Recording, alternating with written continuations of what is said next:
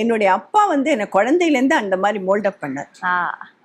இதில் ஒரு 5 வயசு இருக்கும். 5 வயசுலேருந்து கார்த்தால எழுந்தாக்க முதல்ல போய் பக்கத்தில் இருக்க ஒரு ஸ்கூல் பிளே கிரவுண்ட், அதை 3 தடவை சுற்றிட்டு வரணும். ஓடி சுற்றிட்டு வந்தால் ஒரு டம்ளர் பால், அப்புறம் யோகா பண்ணணும், அப்புறம் தான் ஏதாவது இது டிஃபன். அதுவும் டிஃபன் எப்படின்னாக்கா ஒன்லி லைட்டாக இருக்கக்கூடியது, கோதுமையால் பண்ண உப்புமா இல்லைன்னாக்கா இது சப்பாத்தி அந்த மாதிரி தான் கொடுப்பாங்க.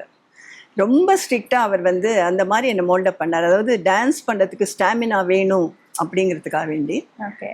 மற்றபடி அதே வந்து எனக்கு ப்ராக்டிஸ் ஆகிடுது.